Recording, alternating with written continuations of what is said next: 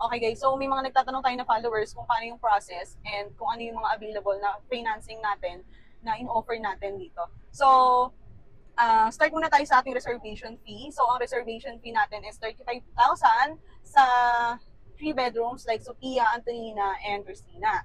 So, pagdating naman sa Adelaida, Ana Clarissa, Celestina, and Gavina, so 50,000 yung ating reservation fee. So, yung reservation fee guys, ang advantage naman nun is para ma-hold sa atin yung slot na gusto natin and hindi na siya makukuha ng iba.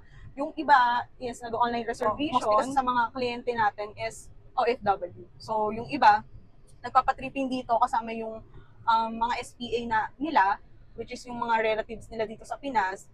And then, after matripping, yung ibang kliyente, since hindi nila sinasayang din yung pagkakataon kasi anytime pwede mag-price increase. So, yung iba, nag-online reservation. So, ano bang advantage ng online reservation? So, first, makakapili ka ng slot na gusto mo at the same time, ma-hold sa yung slot. Okay, so hindi na makakukuha pa ng iba. Kasi unahan din dito, guys. So, second is, anytime na mag-price increase siya, hindi ka na maapektuhan. So, for example, nagkaroon na ng price increase dito sa Saddle na last month, which is July. So, almost 500k din yung tinaas niya. So, if nakapagpa-reserve ka within that day, ma-avail mo pa yung old na TCP.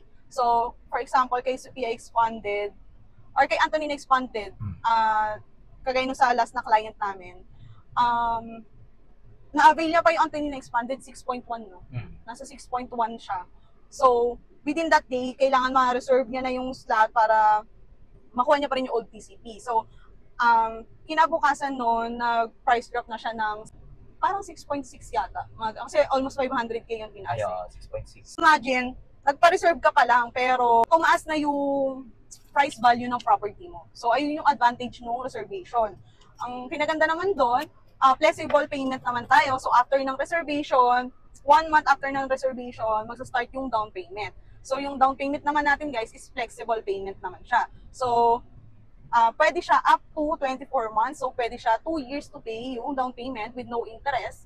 And ang kinaganda naman doon, pwede mo siyang i-advance kung gusto mo, hindi mo natatapusin ng 24 months, para mas mabilis ma-process and ma-construct yung house mo. So, ang construction natin, guys, is magsa-start once fully paid na yung down payment natin.